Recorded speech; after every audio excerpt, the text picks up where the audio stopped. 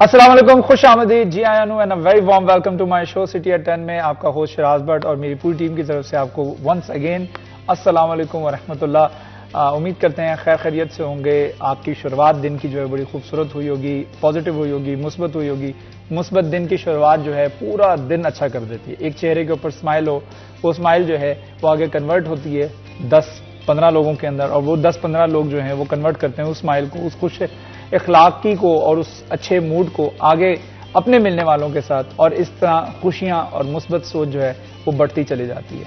This is how कि हम भी एक अच्छा पॉजिटिव माशरा जो है बिल्डअप करने में कामयाब हो सकते हैं। लेकिन हम देखते हैं कि सुबह सुबह हम ट्रैफिक के ऊपर जा रहे हैं तो ट्रैफिक अगर सिग्नल रुका हुआ है तो आगे से मोटरसाइकिल आ गई है, मोटरसाइकिल वाला गाड़ी वाले को आंख दिखा रहा होता है, गाड़ी वाला जो है मोटरसाइकिल वाले को आंख दिखा रहा होता है, वो साथ में रेडी वाला गुजर रहा होता है, वो दोनों को आंखें दिखा रहा होता है। तो ये जो एक ना बुरे मूड के साथ जब हम दिन की शुरुआत कर देते हैं ना, तो फिर ऑफिस पहुंचते हैं तो फिर ऑफिस में भी लड़ाई होती है किसी न किसी के साथ। फिर जब घर पहुंचते हैं तो घर में भी बुरा मूड लेके जो है वो दाखिल होते हैं, तो मैं नहीं पता कि मैं ऑफिस में कितनी देर से आया हूं और ये वो, फिर वो बेगम के साथ भी झगड़ा होता है। तो अच्छा मूड जो है उसकी शुरुआत दिन जो है अच्छे से होनी चाहिए, और अच्छे दिन की शुरुआत जो है पूरा दिन आपका सोने तक जो अच्छा गुजर सकता है। हमेशा एक शख्स ऐसा भी होता है इस रूह ज़मीन के ऊपर जो कि आपकी जिंदगी से बुरी जिंदगी गुजारने की कंडीशन में हो, यानी कि वो उसके हालात जो हैं वो बहुत ज्यादा साजगार नहीं होते, और हमेशा कुछ ऐसे लोग भी होते हैं जो आपसे अच्छी जिंदगी गुजार रहे होते हैं। तो हमेशा उन लोगों को देखिए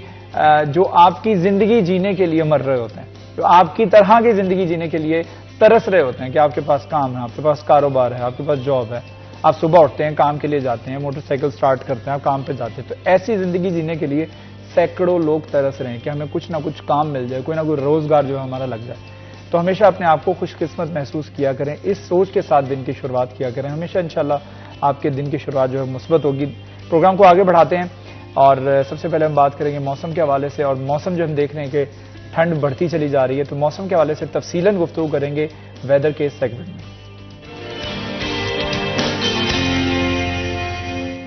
कम से कम दर्जा हरारत जो है 12 डिग्री सेंटीग्रेड, ज्यादा से ज्यादा दर्जा हरारत जो है 23 डिग्री सेंटीग्रेड रहेगा।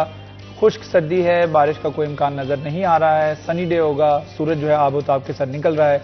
सुबह के औकात में इस हद तक ठंड होती है कि जैकेट, स्वेटर और सब कुछ पहनने का दिल करता है। दोपहर के औकात में ठंड इस तरह कम हो जाती है कि दिल करता है जो जैकेट पहनी हुई है वो भी उतार दे और टी शर्ट में आ जाए, और रात में दोबारा से ठंड बढ़ जाती है। तो जैकेट उतारने का, पहनने का, उतारने का और फिर पहनने का जो अमल है वो पूरा दिन जारी रहता है, क्योंकि खुश्क सर्दी है, बारिश अभी तक नहीं हुई है, खुलकर ठंड नहीं पड़ पा रही है। लेकिन जितनी भी ठंड हो रही है ये खासी खतरनाक है आपके लिए, और खास तौर पर ठंड के नतीजे में पैदा होने वाली जो बीमारियां हैं जिसमें नज़ला, खांसी, जुकाम, बुखार है, इससे बचने के लिए अपने आप को कवर करना बहुत ज़्यादा ज़रूरी है। खास तौर पर अगर आप मोटरसाइकिल के ऊपर सवार हैं तो जैकेट का इस्तेमाल ज़रूर कीजिए, अपना सीना जो है वो ढांप कर रखिए और उसके साथ साथ अपने चेहरे को भी ढांप के रखिए।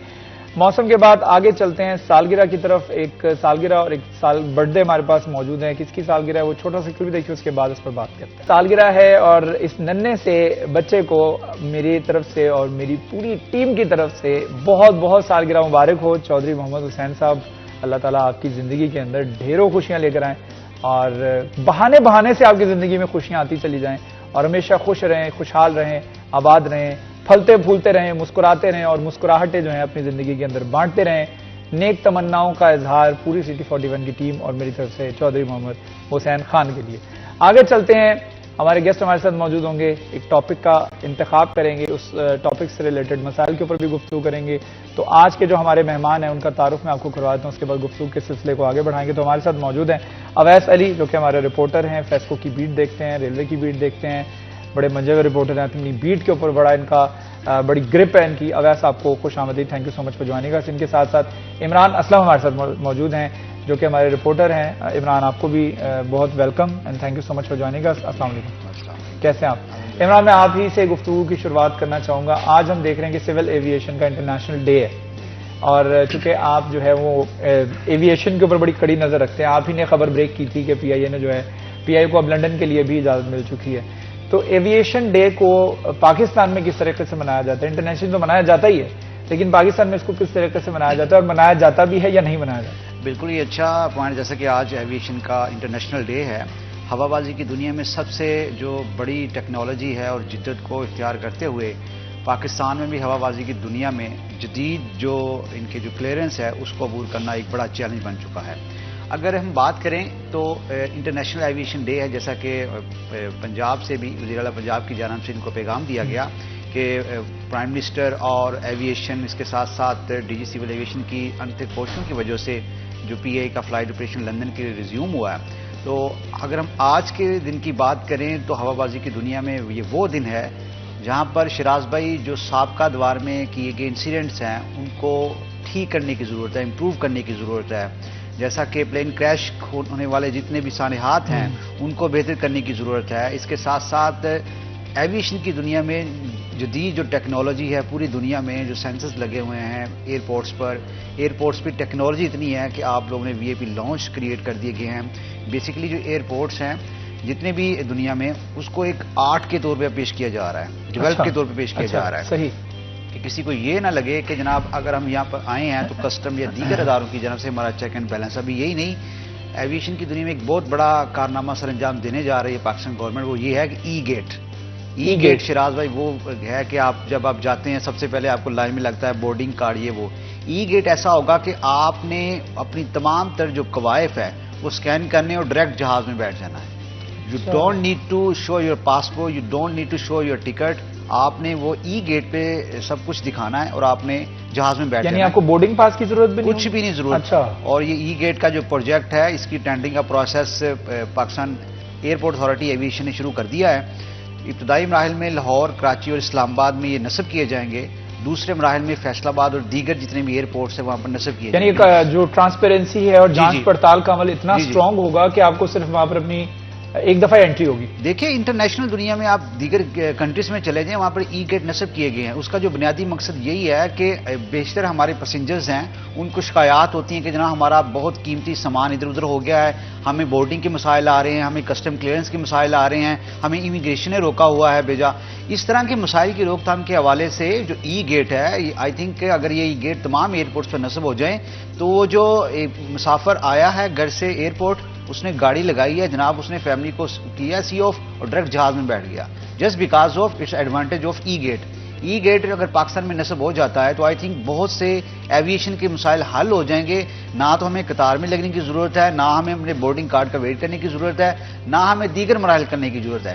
آج ایویشن ڈے کے جو وساطت سے جو دن منایا جا رہا ہے اس پہ بھی ضرورت دی جا رہی ہے. اور ایسا بھی ہے کہ دوسری خوشخبری یہ ہے کہ پی آئی اے نے جو جنوری کے وقت سے پیرس کے لیے جو فلائٹ آپریشن ہے اس کی بکنگ شروع کر دی ہے. تو ہوپس آف پیرس کے لیے جو فلائٹ آپریشن ہے وہ جنوری کے مڈ میں سٹارٹ ہو جائے. پی آئی اے سے جی پی اچھا مجھے یہ بتائے گا کہ بڑا یہ ای گیٹ کے حوالے سے آپ نے بات کی، میں تھوڑی سی اس کے اوپر اور گفتگو کرنا چاہوں گا. ہمیں پتہ ہے کہ ہمارے ساتھ کئی مسافروں کے ساتھ کئی بزرگ ہوتے ہیں جی اور وہ چل نہیں پاتے ہیں، بیچارے انتظار نہیں کر پاتے ہیں لینے کے لیے. اس کے حصول کے لیے ان کو لائنوں میں لگنا پڑتا ہے، پھر اس کے بعد وہ اپنا سامان جو ہے وہ لگیج کرواتے ہیں، وہاں پہ بکنگ کرواتے ہیں، اس کے بعد پھر وہ ویٹنگ ایریاز میں بیٹھتے ہیں، پھر اپنی فلائٹ کے اناؤنس ہونے کا انتظار کرتے ہیں. تو یہ کافی لمبا پروسیجر ہے. یعنی آپ کی فلائٹ اگر 8 بجے ہے تو آپ کو کم سے کم جو ہے 6 بجے ایئرپورٹ پہنچنا پڑتا ہے اگر آپ کی بین الاقوامی فلائٹ ہے.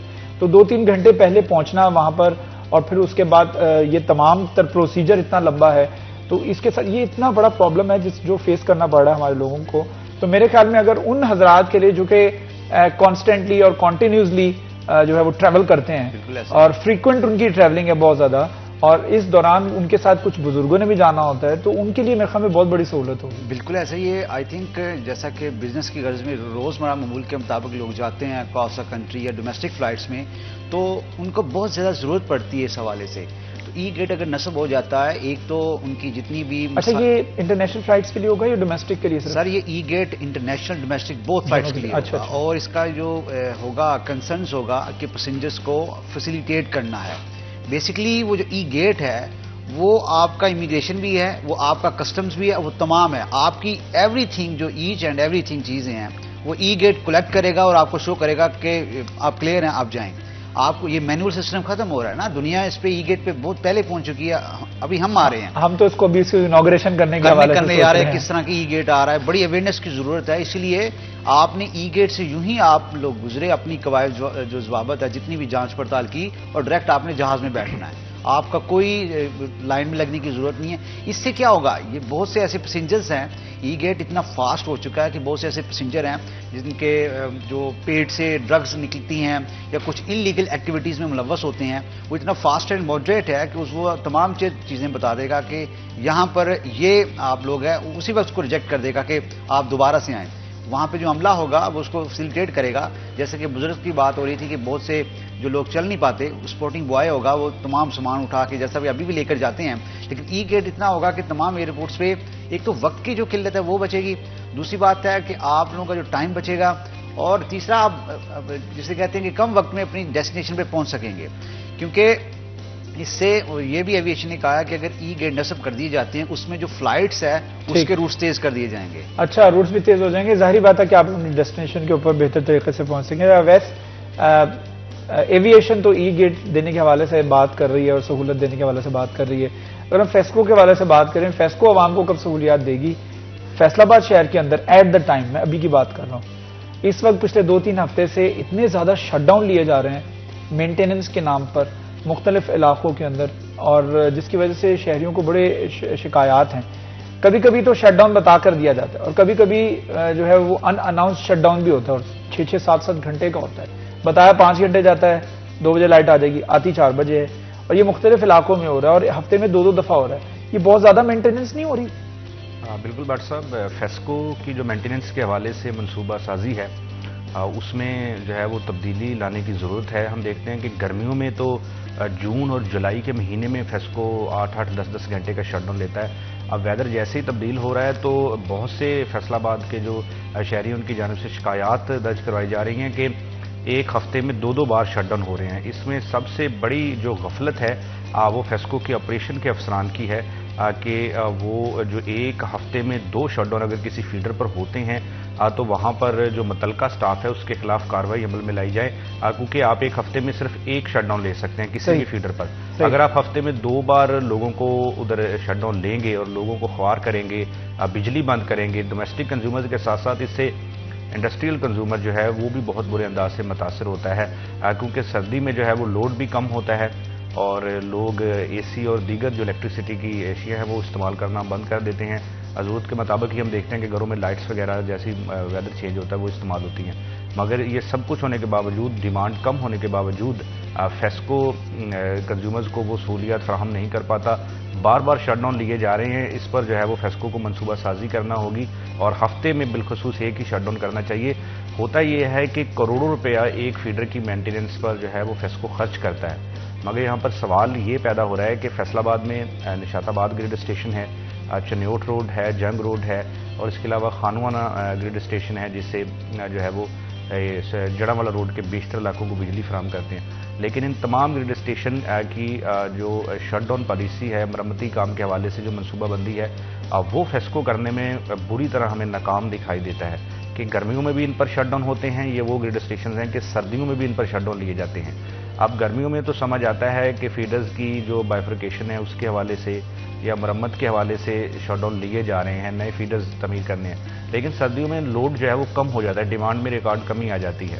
تو اس پر فیسکو کا جو ہے سٹاف, آپریشن سٹاف, وہ کس طرح سے ورکنگ کرتا ہے کہ ایک ٹرانسفارمر چینج کرنا ہے تو پورے فیڈر پر وہ شٹ ڈاؤن لے لیتے ہیں, اور ایک فیڈر بند ہونے کی وجہ سے اس سے جو وابستہ دیگر فیڈرز ہیں وہ بھی بند کر دیے جاتے ہیں. تو اس طرح سے جو ہے وہ بہت سے علاقوں کی بجلی بند ہو جاتی ہے.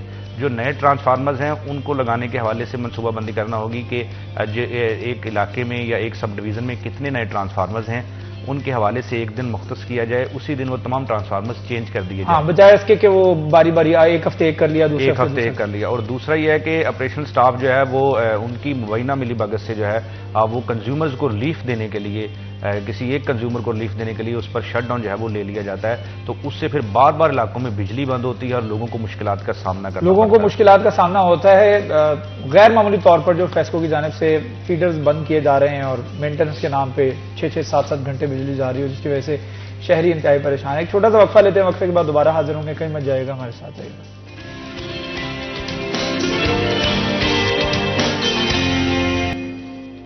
ویلکم بیک جی سی ٹی آر 10 میں ایک مرتبہ پھر آپ کو خوش آمدید کہتے ہیں. ہمارے ساتھ عمران اسلم موجود ہیں, اویس علی موجود ہیں. ہم گفتگو کر رہے ہیں فیسکو کے حوالے سے انتظامیہ کو کس طریقے سے سہولیات فراہم کرنی چاہیے اپنے صارفین کو, اور خاص طور پر ایویشن کے حوالے سے بات کریں تو ایویشن کا انٹرنیشنل ڈے ہے. اس مناسبت سے پاکستان میں اس کو کس طریقے سے منایا جاتا ہے اور منایا جانا چاہیے. جو ماضی کی عمران بتا رہے تھے کہ کوتاہیاں اور ہماری شارٹ کمنگز ہیں, اس کے اوپر قابو پانے کے لیے ایویشن کو بہت زیادہ متحرک ہونا ہوگا.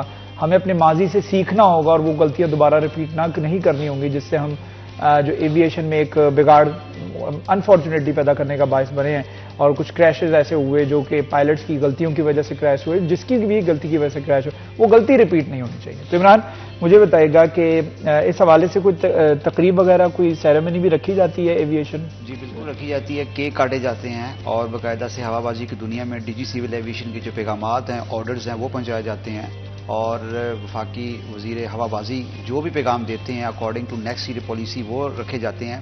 جیسا کہ کل ڈی جی سول ایویشن کی ای کچہری تھی, اس میں پیغامات دیے گئے تھے کہ جناب جو ایویشن کا ڈے آ رہا ہے اس کی مناسبت سے کرایوں میں کمی بھی لانی چاہیے. اچھا. اور جہازوں کے جو کرائے ہیں, جیسا کہ اسٹوڈنٹس جاتے ہیں ابراڈ, اس میں کمی لانی چاہیے. اس کے ساتھ ساتھ جو پیسنجرز ہیں اس کے کرایوں میں کمی لانی چاہیے, کیونکہ ریلوے اور دیگر جتنے بھی ٹرانسپورٹ ہے وہ فیئر میں کمی تو لاتے ہیں ایز یوزول, جسے پیٹرول یا ڈیزل کے آپ پہ شاخص کہتے ہیں. تو یہ جو جہاز ہے اس کا جو ایندھن ہے, ایندھن کے حوالے سے بھی آپ لوگوں کو فیئر میں کمی لانی چاہیے. اب ایک پروجیکٹ لانچ ہونے جا رہا ہے, ایویشن کی دنیا کا بڑا پروجیکٹ ہے, جسے تقریباً $4 کروڑ کی وسعت سے یہاں پر ایک ایسا پائیدار منصوبہ لانچ کیا جائے گا جس سے جو کاربن کا اخراج اس میں کمی لائی جائے گی. اچھا. اور اس میں یہ ہوگا کہ پنجاب میں اس کے حوالے سے جو فیزیبلٹی اور جو ورکنگ ہے وہ شروع کر دی گئی ہے. اور فیصل آباد ایئرپورٹ ایک ایسا بڑا ایئرپورٹ ہے جس پر مین رن وے بنا 4 ارب کی لاگت سے. اور شراف صاحب 777 بوئنگ جو بڑا طیارہ ہے وہ فیصل آباد کی تاریخ میں ابھی تک لینڈ نہیں کر سکا, جسٹ بیکاز آف یہاں پہ جو کیری ہوتا ہے 777 کا وہ نہیں لگایا جا سکا. 4.5 ارب روپے آپ نے لگا دیا مین رن وے پہ, جس کی لینتھ 2.8 کلومیٹر ہے. آپ نے وہ تو لگا دی, لیکن آپ وہ جو سٹینڈ ہے جو لینڈ کرنے کے حوالے سے تمام تر کوائف ہوتے ہیں, جو کرائٹیریا ہوتے ہیں اس کی پریمیسز میں وہ نہیں کیا گیا, جس کے وجہ سے یہاں 777 بوئنگ نہیں اتر سکا ابھی تک. اگر یہ تمام تر اپنی جو چیزیں ہیں جو مائنرس ہی ہیں, 95% کام مکمل ہو چکا ہے, 5% رہتا ہے رن وے کا. جی رن وے مکمل ہے, جو 5% ہے وہ سٹینڈ ہے, اس کا کیری سٹینڈ ہے جس کو تمام تر 777 بوئنگ کو انسٹرکشن دے گا اور وہاں پر لینڈ کروائے گا, ٹیک آف کروائے گا, وہ ہے. اگر یہ تمام تر اس کو فنکشنل کر دیتے ہیں, یہاں سے ڈومیسٹک اور انٹرنیشنل فلائٹس کی اضافی پروان اڑ سکتی ہے. جیسا کہ آپ چیمبرز کی بھیڑ کرتے ہیں, آئے روز تاجروں کا وفد جاتا ہے یا ایویشن والے آتے ہیں کہ ہمیں ڈومیسٹک اور کارگو فلائٹس دے دیں, یہاں سے ہم آپ کو ریونیو جنریٹ کریں گے. یہ تاریخ کا حصہ ہے کہ پی آئی اے نے بھی فگر جاری کیے تھے کہ کراچی میں جو تاجروں کی جانب سے ریونیو میں اضافہ ہوا ہے وہ کارگو فلائٹس اور یہ ڈومیسٹک فلائٹ سے ہوا جو کراچی لوگ جاتے ہیں. ان کی جانب سے جو ماسٹر پلانز میں چک جمرہ کے قریب منی جو کارگو رن وے بنانا تھا اس پہ بھی کام نہیں شروع ہوا, کیونکہ وہ کہہ رہے تھے اگر وہ بہت دور ہے تو یہ اس کے چک جمرہ کے قریب بنا دیں جو ماسٹر پلان میں پرپوز کیا گیا تھا, اس پہ بھی کام نہ ہوا. یہ ایسے مسائل ہیں کہ اگر فیصل آباد انٹرنیشنل ایئرپورٹ پر بھرپور توجہ دی جائے اکارڈنگ ٹو انٹرنیشنل سٹینڈرڈز ہوا بازی کی دنیا کی پالیسی کے مطابق, تو میں سمجھتا ہوں کہ فیصل آباد ایئرپورٹ تاریخ ساز ریونیو دے گا according of aviation, according of airlines. آپ کا سیفٹی آرڈر کلیئر کر دیا گیا ہے. ایئرپورٹس کا آڈٹ ہوتا ہے کہ جناب جہازوں سے پرندے نہ ٹکرائیں, آپ نے ایئر برڈز نصب کیے گئے ہیں, ایئر ٹریفک کنٹرولز آپ کی اوکے ہے. اس کے ساتھ ساتھ ایئرپورٹ کے اطراف میں جتنی بھی پریمسز ہیں is going to comfortable safe, and passengers کی جو اپروچ ہے ایویشن تک, امیگریشن تک, کاؤنٹرز تک, وہ سیٹسفائی ہے. آپ کا جو انوائرمنٹ ہے ایئرپورٹس کے اندر وہ کیسا ہے, یہ تمام تر جو سٹینڈرڈز دیکھے جاتے ہیں as compare to and international policy کے مطابق, تو پھر اس ایئرپورٹ کو ایک جسے کہتے ہیں کہ سٹینڈرڈز ایئرپورٹ میں شمار کیا جاتا ہے. اچھا, ایئرپورٹ کے حوالے سے خاص طور بات کریں تو جہاز کے ساتھ پرندہ نہ ٹکرائے, جی یہ جو بہت سارے اقدامات کیے جاتے ہیں, بہت پریکاشنری میئرز لیے جاتے ہیں ایویشن کی طرف سے مختلف ایئرپورٹس کے اوپر, ایئرپورٹس انتظامیہ کی طرف سے بھی, لیکن اس کے باوجود ہم دیکھتے ہیں کہ تقریباً لگ بھگ 4 سے 5 ارب ڈالر جو ہے نا وہ ایویشنز کا, مختلف ایویشنز کا خرچ ہوتا ہے پرندے ٹکرا جانے کی وجہ سے انجن کی مرمت پہ. تو یہ ایک ایسا مسئلہ ہے جس کے اوپر ابھی تک مکمل طور پر ایویشن قابو نہیں پا سکی. لیکن پھر بھی اس کے جو بیسکس ہیں وہ یہ ہیں کہ آپ کو کہیں پہ پاؤنڈ نہیں بنانا, کہ کہیں پہ کوئی تالاب شلاب ایئرپورٹ کے قریب نہ ہو جہاں پہ پرندے پانی پینے کے لیے آئیں. درخت یہی وجہ ہوتا ہے, ہم دیکھتے ہیں کہ ایئرپورٹ کے قریب کہیں پہ درخت نہیں ہوتے تاکہ پرندے وہاں نظر نہ آئیں. تو اس طرح کے اقدامات کہیں فیصل آباد ایئرپورٹ پہ کیے جا رہے ہیں, ہمیں تو بڑے درخت نظر آتے ہیں وہاں پر. بالکل ایسا ہی ہے, کیونکہ فیصل آباد آپ کو پتا ہے کہ گرین سٹی ہے, یہاں پر ایگریکلچر لینڈ بہت زیادہ ہے. ایئرپورٹ کے اطراف میں سدھار والی لسٹ لے لیں, یہاں پر جو فارمرز کمیونٹی بہت زیادہ ہے, درخت فصلیں یہ سارا کچھ بہت زیادہ جیسے جہاز فلائی کرتا ہے آپ کو ساتھ ہی وہاں پر نظر آتا ہے کھیت ہی کھیت. کھیت ہی کھیت ہے. اس کا زیادہ تر ہوتا ہے عید الاضحیٰ کے موقع پر, چونکہ جو قربانی کی لاشیں ہیں, جو باقیات ہیں, وہ لوگ اب تو ڈمپنگ سائٹ بنا دی ہیں WMC والوں نے, وہ خود اٹھانے آ جاتے ہیں. ورنہ اس سے پہلے یہ تھا کہ وہ وہاں پر ایئرپورٹ کے اطراف میں دور دراز میدان میں پھینک دیتے تھے. سدھار والی سائڈ پرندے آتے تھے, وہ جناب اس کو ایک یہ کا فیڈ لیتے تھے, اٹھے. تو جہازوں کے لیے بڑی پرابلم تھی. اس کے لیے اویئرنیس کمپینز بھی کی گئی, اور جو برڈ سیٹ تھا ان کا وہ بھی نصب کیا گیا. ایک پراپر اسکواڈ تشکیل دیا گیا کہ آپ نے برڈز کو ہٹ کرنا ہے, اور آپ نے ایئرپورٹ کے اطراف میں, یہ بیسیکلی یہ شہریوں کی ذمہ داری ہے. ایویشن کی جو جانب سے اویئرنیس کی جا رہی ہے. دیکھیں نا, اگر آپ وہاں پر کوئی بچر شاپ ہے, اگر کسائی وغیرہ یا کساب وغیرہ وہاں پہ پھینک دیتے ہیں, وہ بھی نہیں ہونا چاہیے. کم سے کم ایئرپورٹ کے اطراف میں ایسا کچھ نہیں ہونا چاہیے.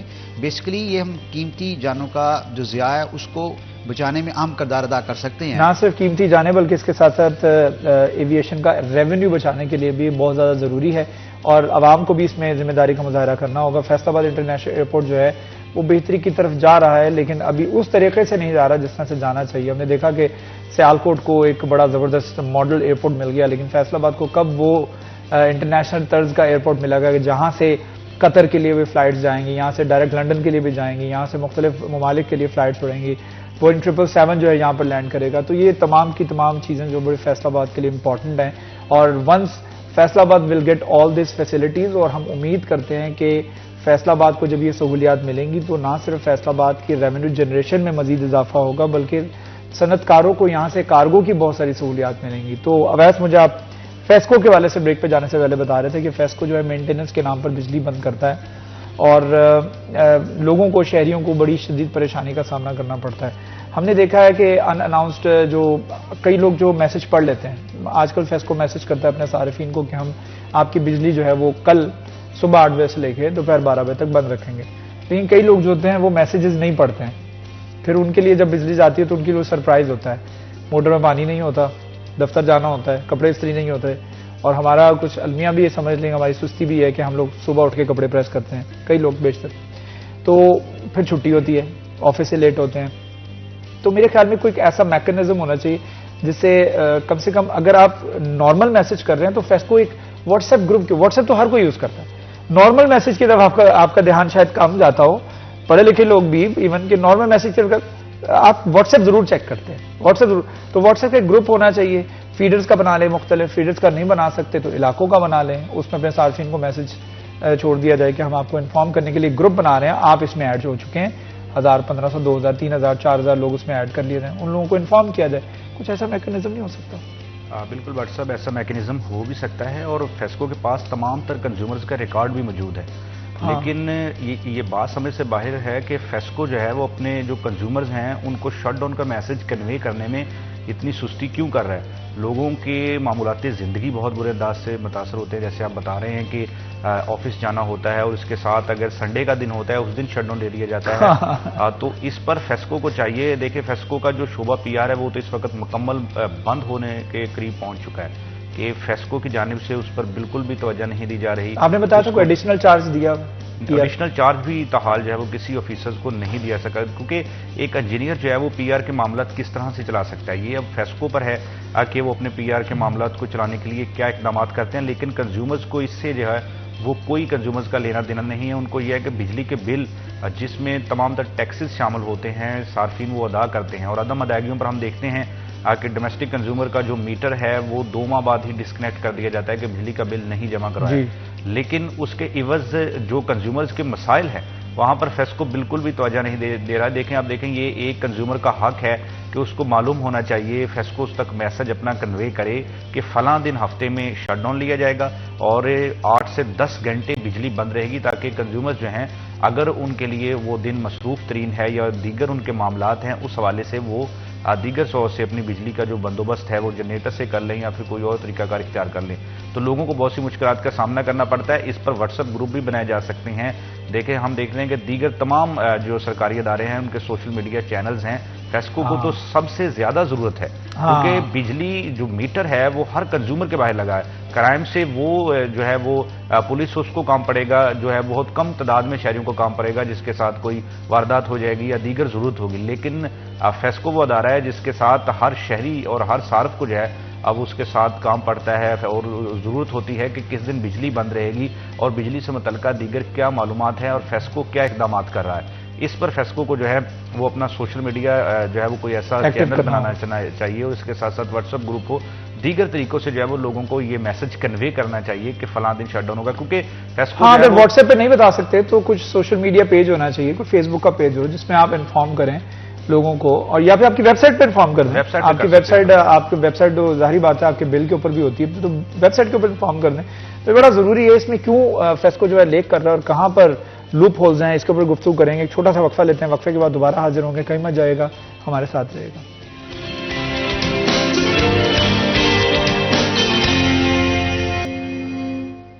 ویلکم بیک جی، سٹی ایٹ 10 میں ایک مرتبہ پھر آپ کو خوش آمدید کہتے ہیں۔ ہمارے ساتھ عمران اسلم موجود ہیں، ان کے ساتھ اویس علی موجود ہیں، گفتگو کر رہے ہیں ایویشن ڈے کے حوالے سے۔ آج انٹرنیشنل ایویشن ڈے منایا جا رہا ہے، اور ایویشن ڈے مناتے ہوئے خصوصی طور پر ہمارے پاکستان کے اندر ایویشن اس کو کس طریقے سے مناتی ہے، اور کون سے ایسے معاملات ہیں جو ایئرپورٹ کے اوپر بہتر کرنے کی ضرورت ہے۔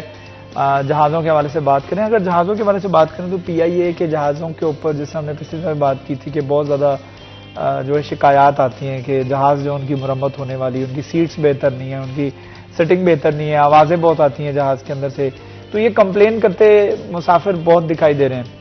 لیکن الحمدللہ پی آئی اے پھر بھی ابھی فلائٹ آپریشنس نے پاکستان فیصل آباد سے بھی شروع کیا ہے، اور فیصل آباد سے بڑا بہترین جا رہا ہے۔ میرے خیال مدینے کے لیے ڈائریکٹ فلائٹ جاتی ہے، جدے جاتی ہے، اور بڑی اسموتھلی چل رہی ہے۔ تو میرے خیال میں پی آئی اے اپنے معاملات کو بہتر کرنے کے حوالے سے کیا آپ دیکھ رہے ہیں کچھ مزید آنے والے دنوں میں، آنے والے سالوں میں کچھ فورکاسٹ کر رہے ہیں کہ بہتری کی طرف جا رہا ہے یا نچکاری کی طرف ہی جائے گا؟ بیسیکلی جو گراؤنڈڈ تھے پی آئی اے کے طیارے تقریباً 10 سے زائد، 15 سے زائد، ہاں، ان کو بحالی اور اس کی مینٹیننس کے حوالے سے ایسا کوئی توجہ نہیں دی گئی۔ جو گراؤنڈڈ طیارے تھے، اب ان کی اپ گریڈیشن اور مینٹیننس کے حوالے سے حکومت تھوڑا سنجیدگی سے اقدامات لے رہی ہے۔ اگر انہی گراؤنڈڈ طیارے کو فنکشنل کر دیا جائے as proper across the domestic and international roots, تو میں سمجھتا ہوں کہ اٹ ول بی ریکارڈ کہ آپ پی آئی اے کے ریونیو میں دگنا اضافہ کر سکتے ہیں۔ پی آئی اے جیسا کہ شروع سے باکمال لوگ لاجواب سروس رہی ہے، اسی ٹائٹل کو دہرانے اور اسی ٹائٹل پہ پورا اترنے کے حوالے سے پاکستان انٹرنیشنل ایئر لائن ایک جامع پلان دے۔ ان کی دیکھ لیں، اب کمرشل دیکھ لیں، بکنگ پیسنجر ٹارگٹس لے لیں، بڑھتے جا رہے ہیں۔ پی آئی اے فیصل آباد نے as compare to last year اپنے جو ریونیو تھا اس میں 44 کروڑ کا اضافہ کیا ہے۔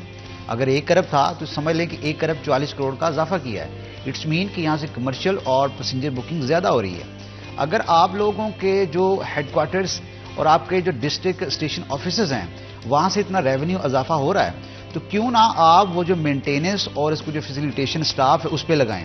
ایک کریو کیبن پہ جو خرچہ آتا ہے وہ بہت زیادہ ہے، اس کی ہوٹل مینیجنگ، اسٹے، تمام تر چیزیں اکراس دا کنٹری یا انسائڈ دا سٹی، آپ لوگوں نے اس پہ پیسہ لگانا ہے۔ آپ کا پورا سٹاف ہے، پائلٹ ہے، سپورٹنگ بوائے ہے، ساری جو چیزیں ہیں آپ نے اس پہ پیسہ لگانا ہوتا ہے۔ دیکھیں، جو جہاز کی مینٹیننس ہے وہ بہت ضروری ہے۔ آپ دیکھ سکتے ہیں کہ دیگر جو پرائیویٹ ایئر لائنز لے لیں، ان کا جو سیفٹی آڈٹ ہے وہ سٹینڈرڈز کے مطابق پورا اترا ہے۔ پاکستان انٹرنیشنل ایئر لائن کا بھی ٹھیک اترا ہے، لیکن as compare to international standards ہیں اس کے مطابق پورا نہیں اترا۔ لیکن یہ ہے کہ اللہ کر کے ان کو جناب کہہ دیا کہ آپ اڑان بھریں، تو بسم اللہ کا آغاز تو انہوں نے کر دیا۔ ہونا یہ ہے کہ پاکستان انٹرنیشنل ایئر لائن کو بہتر طریقے سے، دیکھیں ہمارے پاس ایک ایئر لائن ہے پی آئی اے، اب ہوپسو پنجاب بھی اپنی ایک پی آئی اے اپنا لانچ کرنے لگا ہے پرواز، ہوپسو اس پہ ورکنگ جاری ہے۔ اچھا، وزیر اعلیٰ پنجاب کی جانب سے کہا تھا کہ پنجاب کی پہلی جو ایئر لائن ہے ہم لانچ کریں گے، اس پہ بھی ورکنگ جاری ہے، لیکن جو پی آئی اے ہے اس کو اپ گریڈیشن کی ضرورت ہے۔ دیکھیں آپ نے سارے ادارے تو نشکاری کر دی، کم سے کم پی آئی اے نہ کریں۔ پی آئی اے آپ کا وہ ادارہ ہے جو آپ کے امیج کو، سافٹ امیج کو اکراس دا ورلڈ پھیلاتا ہے۔ آپ کا جو دنیا میں ایکسپورٹ ہے یا امپورٹ کا جو بھی طریقہ کار ہے اس میں پاکستان انٹرنیشنل ایئر لائن جو ہے وہ بڑا کردار ادا کرتی ہے. تمام کنٹریز ایویشن کی دنیا میں یہ پوچھا جاتا ہے کہ آپ کے کنٹری میں کون سی آپ کی قومی فلائٹ ہے. تو ہمارے پاس پی آئی اے ہے. پی آئی اے کو بوسٹ اور اپ گریڈ کرنے کی ضرورت ہے، لیکن ہر لوگوں نے اپنا ٹھیک ہے انسائیڈ دا کنٹری آپ لوگ اپنا پرائیویٹ بزنس چلاتے ہیں وہ چلائیں، لیکن کم سے کم پاکستان انٹرنیشنل ایئر لائن کے ساتھ کھلواڑ نہ کریں. اس کو بہتر طریقے سے میں سمجھتا ہوں جنہوں نے نجکاری کے حوالے سے جو لائیو بولی لگائی ہے وہ بولی لگا کے انہوں نے توہین کی ہے. کم سے کم نہیں ایسا ہونا چاہیے تھا. ایک قومی ایئر لائن کی انسلٹ ہے. 100 ارب کا آپ 10 ارب لگا رہے ہیں. اب لندن ہے، میں یہ سمجھتا ہوں دیکھیں ہر شہری بینگ اے شہری ہر شہری اپنی تجاویز دے سکتا ہے. اس پہ تجاویز مانگی بھی گئی تھی لوگوں سے. اب یہ ہے کہ کم سے کم اس کو پاؤں پر کھڑا کرنے کے حوالے سے پی آئی اے کو ایک اسٹیبلش ادارہ کر دیا جائے، با اختیار ادارہ کر دیا جائے. یہاں پر مینٹیننس کے حوالے سے جسے کہتے ہیں کہ انٹرنیشنل آلات انٹرنیشنل اسیسیز لگائی جائیں تاکہ پاکستان جو انٹرنیشنل ایئر لائن ہے وہ اپنا تمام کردار ادا کر سکے. تو میں سمجھتا ہوں کہ سول ایویشن آج انٹرنیشنل ڈے ہے، اس کا مقصد بھی یہی ہوتا ہے کہ ہماری جو قومی پروازیں ہیں اس کو اسٹیبلش کیا جائے، اس کو اپ گریڈ کیا جائے. ہاں، وہ نئے ٹارگٹ سیٹ کریں، وہ نئے ہدف سیٹ کریں اور اس کو اچیو کرنے کے لیے اپنی پوری بھرپور کوششوں اور کاوشیں بروئے کار لے کر آئے. اچھا ویسے پی آئی اے تو ہو گیا نا ایک انٹرنیشنل ہماری پرواز ہے. اگر ہم سستی سفر کے حوالے سے بات کریں تو ریلوے بھی اس سائڈ پر ہے، دوسری سائڈ پر ریلوے لوگوں کے لیے بڑی سہولت ہے. لیکن اب دیکھیں تو تاخیر کا شکار ہیں مختلف ٹرینیں بھی. کئی ٹرینیں یہاں سے چلتی تھی اب وہ نہیں چل پا رہی ہیں. تو ریلوے کے حالات کو بہتر کرنے کے لیے کون سے جنگی بنیادوں پر اقدامات کرنے کی ضرورت ہے؟ بالکل بٹ صاحب، جنگی بنیادوں پر اقدامات کرنے کی ضرورت ہے. مہنگائی کے اس دور میں ریلوے جو ہے وہ سفر کا ایک سستا ذریعہ ہے. ایسا ہی اور بالخصوص جب آپ فیصل آباد سے کراچی، اسلام آباد یا دیگر شہروں کو سفر کرتے ہیں تو دیگر ٹرانسپورٹ کی نسبت جو ہے وہ آپ کا سفر سستا ہے. مگر بدقسمتی کی بات یہ ہے کہ موجودہ جو اس وقت گورنمنٹ کا سیٹ اپ ہے اور وہ محکمہ ریلوے کو بہت برے انداز سے نظر انداز کر رہے ہیں. اب دیکھیں کہ ان دنوں ریلوے کی جو بکنگ ہے وہ فل ہے اور شالیمار، کراکرم، پاکستان ایکسپریس جو ہے ان میں ایڈوانس بکنگ جو ہے وہ بند کی ہوئی ہے کیونکہ لوگ جو ہیں وہ ریلوے کا سفر کرنا چاہتے ہیں. مگر شاید گورنمنٹ جو ہے وہ لوگوں کو ریلوے کا سفر نہیں کرنے دینا چاہ رہی. ریلوے کا ریونیو بھی بڑھ رہا ہے. یہ ایسا ادارہ ہے جس کا ریونیو بھی بڑھ رہا ہے اور لوگ سفر بھی کرنا چاہتے ہیں، استعمال بھی کرنا چاہتے ہیں. اس کے باوجود جو ہے وہ سہولیات نہیں ہیں. چھوٹے چھوٹے جو مسائل ہیں اسٹیشن کے وہ حل نہیں ہوتے. دیکھیں فیصل آباد جو ریلوے اسٹیشن ہے اس کے پاس سٹاف کا شارٹیج ہے. اب ٹکٹ کاؤنٹرز پر جو ہے وہ گینگ مین کو کھڑا کر دیتے ہیں. دیگر جو شعبہ جات ہے وہاں سے لوگ ٹکٹ کاؤنٹرز پر کھڑے ہو جاتے ہیں، پھر وہ ڈبل ڈیوٹیاں دیتے ہیں. تو اس طرح سے مسافروں کے لیے مشکلات پیدا ہوتی ہے. یعنی ریلوے سفر کے حوالے سے میں یہ سمجھتا ہوں کہ مسافروں کو مایوس کیا جا رہا ہے کہ وہ ریلوے سفر نہ کریں اور لوگوں کو جو ہے وہ سہولیات دینے کے بجائے مشکلات پیدا کی جا رہی ہیں. اور پنجاب کا دوسرا بڑا ریلوے اسٹیشن ہے، یہاں پر جو ٹکٹ کاؤنٹرز پر جو پرنٹرز پڑے ہوئے ہیں وہ صرف 2 ہیں. آپ دیکھیں کہ روزانہ کی بنیاد پر یہاں پر ہزاروں کی تعداد میں مسافر دیگر شہروں کو سفر کرتے ہیں. جو ٹکٹ پرنٹرز کی ضرورت ہے وہ کم از کم 5 ٹکٹ پرنٹرز یہاں پر ہونے چاہیے. تو محکمہ ریلوے نے 2 ٹکٹ پرنٹرز یہاں پر دیے ہوئے ہیں. تو اس میں آپ ہی کا فائدہ ہے. ان کو کہیں مطلب ان کو پتہ لگنا چاہیے کہ آپ ہی کا فائدہ، ٹکٹیں زیادہ بکیں گی، زیادہ چھپیں گی، زیادہ بکیں گی. بالکل ٹکٹیں زیادہ بکیں گی. اور اس طرح سے دیکھیں آپ دنیا بھر میں جو آپ کی لوگ پروڈکٹ استعمال کرتے ہیں، جو آپ کی سفر کے لیے جو ہے وہ آپ کا ریلوے استعمال کرتے ہیں، لوگ ان کو سہولیات فراہم کرتے ہیں. لیکن یہاں پر صورتحال جو ہے وہ منفرد دکھائی دیتی ہے. اس کے پیچھے کیا حقائق ہیں؟ کیوں ریلوے کو جو ہے وہ بٹھانے کی مزید کوشش کی جا رہی ہے؟ کیا ٹرانسپورٹرز کو اس کے عوض جو ہے وہ نوازا جا رہا ہے؟ تو حکومت کو چاہیے کہ عوام دوست جو پالیسیز ہیں ان پر توجہ دیں اور لوگوں کو سہولت فراہم کرنے کے لیے مہنگائی کے اس دور میں لوگوں کو فیسلٹیز دینے کے لیے جو ہے وہ اقدامات کیے جائیں. اور ریلوے میں سمجھتا ہوں کہ سفر کا سستا ذریعہ بھی ہے اور سفر کا بہترین ذریعہ بھی ہے. بالخصوص جو ہے وہ پنجاب سے دیگر صوبوں کو سفر کرنے کے لیے اور لوگوں کو سہولت دینے کے لیے لوگ فیملیز کے ساتھ ٹرین کا سفر کرتے ہیں دور دراز کے علاقوں میں. تو فیصل آباد ریلوے اسٹیشن کے جو چھوٹے چھوٹے مسائل ہیں وہ حل کرنے چاہیے اور لوگوں کو سہولت فراہم کرنی چاہیے. اب بھی دیکھتے ہیں آپ جو ہے وہ ریلوے اسٹیشن پر چلے جائیں تو ٹکٹ لینے کے لیے وہاں پر آج بھی جو ہے وہ لائنیں لگی ہوتی ہیں. لوگ لائنوں میں انتظار کرتے ہیں، پھر ان کو ٹکٹ دی جاتی ہے. ٹرینیں تاخیر سے روزانہ آتی ہیں. 3 سے 4 گھنٹے ہر ٹرین جو ہے وہ تاخیر سے پہنچتی ہے، مسافروں کو گھنٹوں انتظار کرنا پڑتا ہے. تو بالکل ہم یہ دیکھ رہے ہیں کہ عدم توجہ کا شکار ہے محکمہ ریلوے، جس پر توجہ دینے کی ضرورت ہے. لوگ سفر کرتے ہیں، آج بھی دیکھیں کہ آپ کو لاری اڈوں پر رش کم نظر آئے گا، ریلوے اسٹیشن پر جو رش ہے وہ زیادہ ہوتا ہے. ہاں ظاہری بات ہے کہ آپ میٹرو تو چلا نہیں سکے، اور میٹرو اور بسز چلانے کے حوالے سے بات تو ہو رہی ہے، لیکن جو پہلے سے سفری سہولیات ہمارے پاس موجود ہیں ان کو تو بہتر کر لیں، ان کے اندر فیسلٹیز کو بہتر کر لیں، پھر اس کے بعد جو ہے وہ بسز چلانے کے حوالے سے بات کر لیں گے. ایک چھوٹا سا وقفہ لیتے ہیں، وقفے کے بعد دوبارہ حاضر ہوں گے. کہیں مت جائے گا، ہمارے ساتھ رہیے.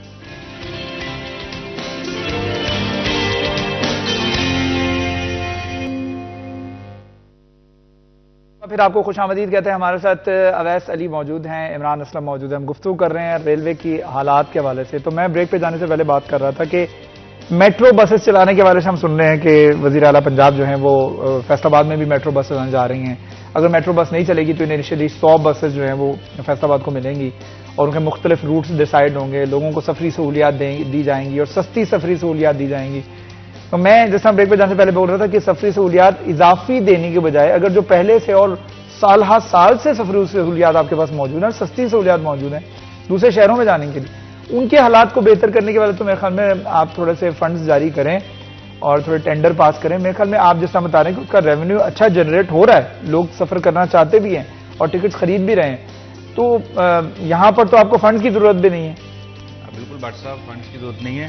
سفری سہولیات کی بجائے جو بنیادی سفری سہولیات ہیں نا، ان پر گورنمنٹ کو توجہ دینی چاہیے. ہم دیکھ رہے ہیں شہر کے اندر تو شہری پھر بھی مینج کر لیتے ہیں سفر کو، لیکن جو شہر کے باہر سفر ہے، دیگر شہروں کو سفر ہے، اور بالخصوص جب دیکھیں ملک میں کوئی ہنگامی صورتحال ہوتی ہے تو ریلوے ہی وہ سفر کا ذریعہ ہے جو لوگ استعمال کر سکتے ہیں.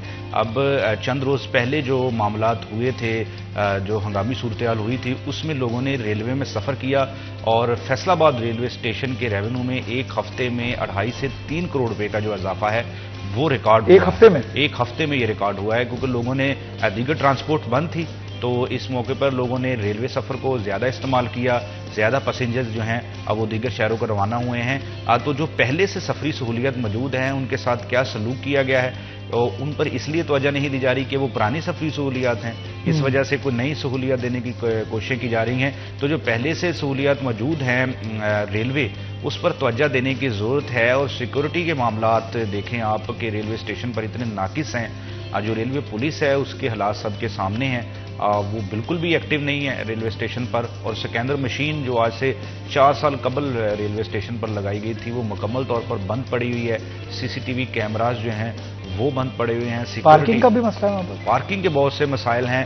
پارکنگ میں جو پرماننٹ کانٹریکٹرز ہیں ان کو ٹھیکہ ابھی تک نہیں دیا گیا. فیصل آباد ریلوے اسٹیشن کا ڈیلی ویجز پر ٹھیکے دیے جاتے ہیں. اس کا نقصان یہ ہوتا ہے کہ ان کو کوئی پوچھنے والا نہیں ہے. آپ موٹر سائیکل اپنی ادھر پارک کرتے ہیں تو اس کی فیس جو ہے وہ بہت سے شہریوں کے اعتراضات سامنے آتے ہیں کہ 10 روپے کی بجائے 1 گھنٹے کے حساب سے اوور چارجنگ جو ہے اب وہ کی جاتی ہے. لوگوں کو مشکلات کا سامنا کرنا پڑتا ہے. تو پارکنگ کے مسائل بھی جو ہیں وہ بہت زیادہ ہیں ریلوے اسٹیشن پر. پرچی فیس ہر جگہ لگی ہوئی ہے. دیکھیں آپ ریلوے اسٹیشن کے پلیٹ فارم پرچی فیس علیحدہ سے ہے، اور ریلوے کے جو گاڑی پارک کرنے کی پرچی فیس ہے وہ علیحدہ سے وصول کی جا رہی ہے. اب گاڑی کی جو انٹری کی پرچی فیس ہے وہ بھی لگائی گئی ہے، وہ بھی لی جا رہی ہے. اب شہری یہ کہہ رہے ہیں کہ جو ہے وہ اتنی پرچی فیسز ہیں، اس کے باوجود کوئی جو سہولت ہے وہ کوئی ایسی خاطر خواہ ہمیں نظر نہیں آتی کہ گورنمنٹ نے کوئی ایسا کوئی اقدام لیا ریلوے کے حوالے سے. بس یہی ڈنڈورا پیٹا جاتا ہے کہ ریلوے خسارے میں ہے، ریلوے خسارے میں ہے، جبکہ گراؤنڈ ریالٹیز مختلف ہیں. لوگ سفر کر رہے ہیں، ریونیو میں جو ہے وہ اضافہ ہو رہا ہے. تو اس کے عوض جو ہے وہ گورنمنٹ کی جانب سے نہ تو کوئی نئی ٹرینیں جو ہیں وہ متعارف کروائی جا رہی ہیں، اور نہ پہلے سے جو ٹرینیں موجود ہیں ان میں کوئی خاطر خواہ تبدیلی لائی جا رہی ہے. تو ریلوے پر توجہ دینی ہوگی، کیونکہ لوگ جو ہے وہ ریلوے کا سفر کرنا چاہتے ہیں. گورنمنٹ خود لوگوں کو ریلوے سے متعلق ایسا لگتا ہے کہ مایوس کرنا چاہتی ہے، ریلوے سفر سے دور کرنا چاہتی ہے. اس وقت فیصل آباد سے کتنی ٹرینز چل رہی ہیں؟ فیصل آباد سے 9 ٹرینیں جو ہے وہ روانہ ہوتی ہیں، جن میں 6 سے 7 ٹرینیں جو ہیں وہ کراچی کے لیے روانہ ہوتی ہے، پھر ایک راولپنڈی اور اسلام آباد کے لیے روانہ ہوتی ہے. اور بالخصوص جو صبح کے اوقات میں غوری ایکسپریس ہے فیصل آباد سے لاہور کے لیے پہنچتی ہے، وہ اکثر لیٹ ہوتی ہے. اب لاہور میں اب دیکھیں دیگر ٹرانسپورٹ اگر لوگ استعمال کریں تو 3 سے 4 گھنٹے لگ جاتے ہیں. غوری ایکسپریس 2 گھنٹے میں آپ کو فیصل آباد سے لاہور پہنچا دیتی ہے. تو ریلوے سفر میں لوگوں کو جو ہے وہ لوگوں کے لیے بہتر ہے، تو لوگ آج بھی ریلوے سفر کو ترجیح دیتے ہیں دیگر ٹرانسپورٹ کی نسبت۔ اس سفر کو بہت زیادہ ترجیح دیتے ہیں، اور اس کے ساتھ ساتھ اگر بات کریں ہم فیصل آباد شہر کی حالت کے حوالے سے، تو فیصل آباد کو نہ اچھا ایئرپورٹ مل پایا ابھی تک، اگر ملا ہے تو وہاں پر رن وے جو ہے مکمل نہیں ہو پا رہا ہے۔ ریلوے جو ہے فیصل آباد میں اس وقت جو ہے وہ سہولیات کا فقدان ہے، وہاں پر پارکنگ نہیں ہے، لوگوں کو سفری سہولیات سستی نہیں ملتی، اگر ملتی ہیں تو ٹرینز ٹائم پر نہیں پہنچتی ہیں۔ فیصل آباد سے اپنی کوئی ٹرین چل رہی ہے تو وہ بھی سست روی کا شکار ہے، جو یہاں سے ٹرینز ہو کر گزرتی ہیں مسافروں کو لوئی کر گزرتی ہیں، ان کے لیے بھی مسائل بہت سارے ہیں۔ اس کے ساتھ ساتھ فیصل آباد کی سڑکیں جو ہے ٹوٹ پھوٹ کا شکار ہیں، یہاں پر سڑکوں کے اوپر بسز نہیں کیا چلنی ہیں، اگر سڑکیں ٹھیک ہوں گی تو یہاں پر بسز چل پائیں گی۔ فیصل آباد کے لیے آئی ٹی یونیورسٹی کا وعدہ کیا گیا ہے، پتہ نہیں کب پورا ہوگا، اللہ تعالیٰ جانتا ہے، واللہ تعالی عالم۔ پنجاب حکومت جو ہے وہ منصوبہ بنا دیتی ہے، فنڈ بھی جاری کر دیتی ہے، ٹینڈر بھی پاس کر دیتی ہے، پتہ نہیں پھر کون سی رکاوٹیں ہوتی ہیں جس کی وجہ سے یہ منصوبے جو ہوتے ہیں وہ تاخیر کا شکار ہوتے ہیں۔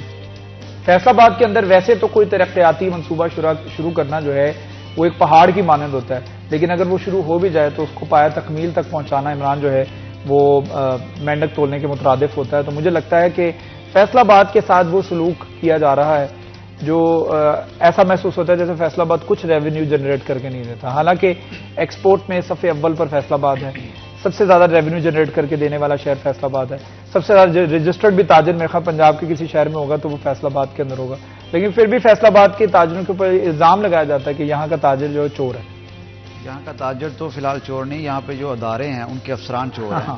اس کی بڑی وجہ یہ کہ فیصل آباد میں جتنے بھی آپ ادارے لے لیں، جتنے بھی منصوبے لے لیں، وہ سیاست کی بینٹ چڑھ گئے ہیں۔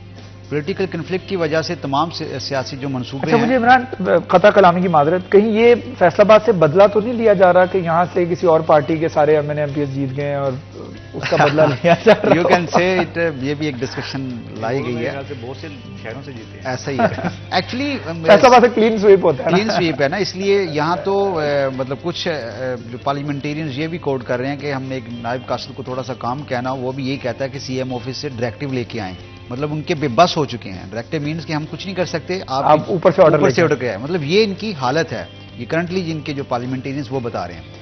ترقیاتی منصوبوں کی بات ہو رہی ہے، فیصل آباد کے ساتھ ہمیشہ کھلواڑ کی گئی ہے۔ مالی سال 2022 سے لے کے 2024 تک اربوں روپے کے فنڈ جاری کیے گئے ہیں، کوئی منصوبہ پایہ تکمیل تک نہیں پہنچا۔ انہوں نے کہا کہ اپنا ڈی سی سی میٹنگ میں ان کی جانب سے ڈسکس کیا گیا کہ اورنج جو میٹرو بس کیسے چلائیں، اورنج، بلو، پرپل اور ریڈ جو روٹس دیے گئے ہیں، آپ یقین کریں کہ ڈپٹی ڈائریکٹر ڈیولپمنٹ اس چیز کو جیسے کہتے ہیں سیٹسفائی نہیں کر سکے پارلیمنٹیرینز کو، کہ آپ لوگ کہہ رہے ہیں کہ بہت سے پارلیمنٹیرینز نے کہا کہ ہمارے علاقے میں سیوریج کے مسائل ہیں، روڈ کنسٹرکشن کے مسائل ہیں، گلیاں نہیں بن رہی، آپ لوگ کیا کر رہے ہیں؟ وہ کہہ رہے ہیں جی سابقہ ادوار کی کچھ اسکیمیں چل رہی ہیں، وہ کہہ رہے ہیں کہ ہمیں وہی دکھا دیں جو تکمیل تک پہنچی ہیں، کوئی کمپلیشن سرٹیفکیٹس دکھا دیں جو اسکیمیں پایہ تکمیل تک پہنچ چکی ہیں، لیکن انفارچونیٹلی یہ آفس میں بیٹھے رہتے ہیں، سائٹ وزٹ نہیں کرتے۔ اسی طرح فیصل آباد میں آئی ٹی یونیورسٹی لے لیں، وہ بھی ابھی تک پرپوز میں ہے کہ جناب وہاں بننی ہے، وہاں بننی ہے۔ فیصل آباد میں سرکاری رہائش گاہوں کی جو اسکیم تھی GR 3 وہ لے لیں، پرائس ویریشن کی مد میں کہاں سے کہاں پہنچا دی گئی ہے، ٹھیک ہے۔ پرائس ویریشن یہ ہوتا ہے کہ ڈیزل پیٹرول بڑھا، کنٹریکٹرز اور افسران کی ملی بھگت سے اس پرائس کو بڑھایا جاتا ہے اور بڑھانے کے منصوبے میں ٹھیک ٹھاک کرپشن کی جاتی ہے۔ اسی طرح فیصل آباد چنیوڑ سرگودا روڈ لے لیں، اس کا ارتھ ورک ہی مکمل نہیں ہو پا رہا، وہ منصوبہ کیا شروع کیا جانا ہے۔ دیگر اتنے بڑے ہیں، ابھی سی پی او آر پی او کمپلیکس پہ بھی کام جو ہے وہ لٹک چکا ہے، آر پی او کمپلیکس کے حوالے سے تو ان کو جگہ ہی نہیں مل رہی، محکمہ بلڈنگ فیصل آباد کو کہاں بنانا ہے۔ فیصل آباد کے اوپر اللہ تعالیٰ کی کرم ہی ہے جس کی وجہ سے فیصل آباد جو چل رہا ہے، بصورت دیگر کو فیصل آباد کی انتظامیہ کے حوالے سے دیکھیں، اداروں کے حوالے سے دیکھیں تو ان کی توجہ جو ہے فیصل آباد کے اوپر نظر نہیں آتی ہے۔ میں اویس کا بہت شکریہ ادا کرنا چاہوں گا، عمران کا بہت شکریہ ادا کرنا چاہوں گا، آپ نے مصروفیت میں سے وقت نکالا۔ ایک چھوٹا سا وقفے کے بعد دوبارہ حاضر ہوں گے، کہیں مت جائیے گا، ہمارے ساتھ رہیے گا۔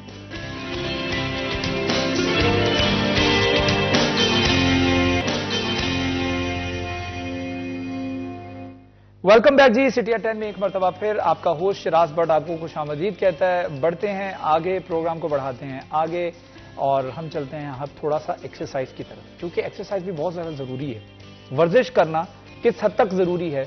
یہ اس حد تک ضروری ہے جتنا کہ سانس لینا ضروری ہے، کیونکہ آپ اگر ورزش نہیں کر رہے ہیں، آپ کی زندگی کے اندر کچھ اٹھنا بیٹھنا نہیں ہے، کچھ چلنا پھرنا نہیں ہے، تو اس کا مطلب ہے کہ یو آر بیسکلی انٹینشنلی دانستہ طور پر آپ اپنی زندگی کے کچھ سال کم کرنا چاہ رہے ہیں تو اپنا خیال رکھنا بہت زیادہ ضروری ہے. اور اپنے خیال رکھنے میں ایک تو کھانے پینا بھی آتا ہے اور دوسرا آتا ہے آپ نے ورزش کرنی ہے, کوئی نہ کوئی ایکسرسائز کرنی ہے کسی بھی شیپ اور فارم میں.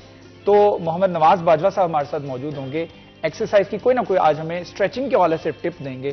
محمد نواز باجوہ صاحب, instead of doing some thing good you damage some thing in your body, تو ڈیمیج سے بچنے کے لیے خاص طور پہ آپ کو بڑی توجہ دینے کی ضرورت ہے. اگر آپ پریکٹس کر لیں تو اس کے بعد پہلے ہلکا ہلکا ٹرائی کریں, لیکن اسٹریچنگ سے ہوتا یہ ہے کہ انسان کی باڈی پوری کی پوری ریسیٹ ہو جاتی ہے, دوبارہ سے آپ ایک دم سے نیا نیا فیل کرتے ہیں, فریش فیل کرتے ہیں. اور یہ بڑا ضروری ہے تھکان کو اتارنے کے لیے, سٹریس کو اتارنے کے لیے, ڈپریشن انزائٹی کو اتارنے کے لیے, ٹینشن کو اتارنے کے لیے اسٹریچنگ جو ہے بہت زیادہ ضروری ہے, ایکسرسائز بہت ضروری ہے, ورزش بہت ضروری ہے. جس طریقے سے ورزش ضروری ہے اسی طریقے سے آپ کا کھانا پینا ضروری ہے. آپ کیا انٹیک کر رہے ہیں یہ جاننا بہت ضروری ہے.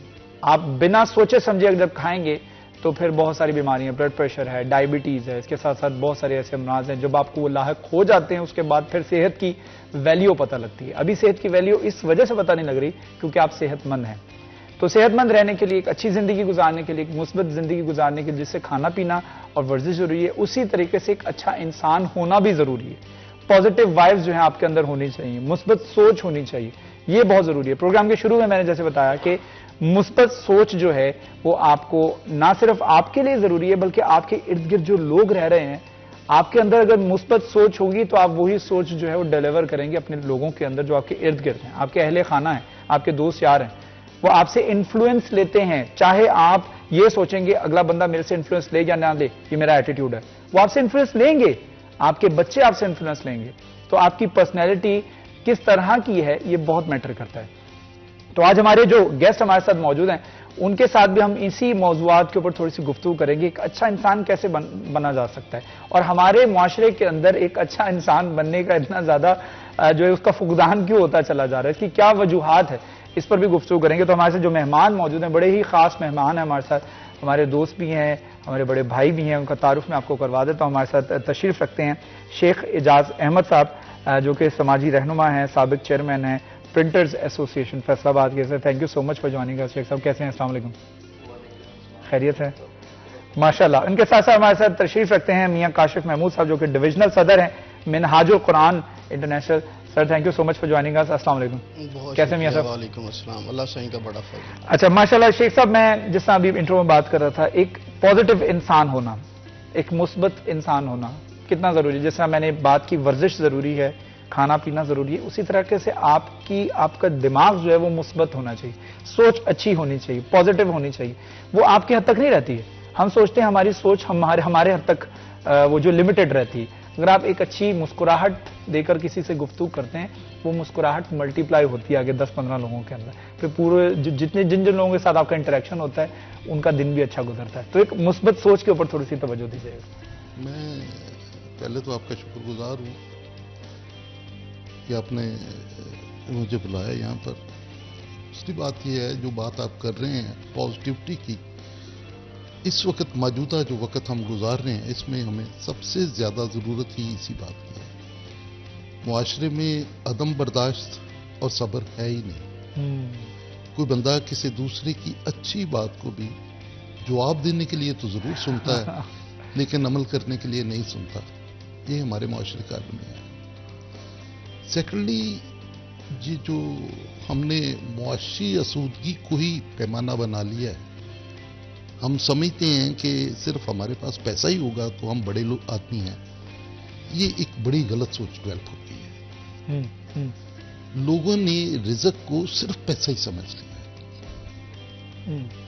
رزق خالی پیسہ نہیں ہے, اچھا اخلاق بھی رزق ہے. یس, اچھے دوست بنانا, لوگوں کے لیے سیکریفائز کرنا, یہ بھی رزق ہے. اور سب سے بڑا رزق جو ہے وہ تو خیر آپ صلی اللہ علیہ وسلم کی محبت ہے. ہمیں خود میں تبدیلی لانی چاہیے, ہمیں دوسرے کے لیے سیکریفائز کرنا چاہیے, پہلی بات. اور دوسری بات یہ ہے کہ ہمیں صرف معاشی آسودگی کو ہی پیرامیٹر نہیں بنانا چاہیے. ہمیں یہ دیکھنا چاہیے کہ کوئی شخص اخلاقی لحاظ سے کس مرتبے پر ہے, مذہبی لحاظ سے کس مرتبے پر ہے. ہم ان باتوں کو اب بھول گئے. ہم نے صرف یہ دیکھا ہے کہ کس کے گھر میں کتنی گاڑیاں کھڑی ہیں اور اس کے دروازے پہ کتنے گارڈ کھڑے ہیں.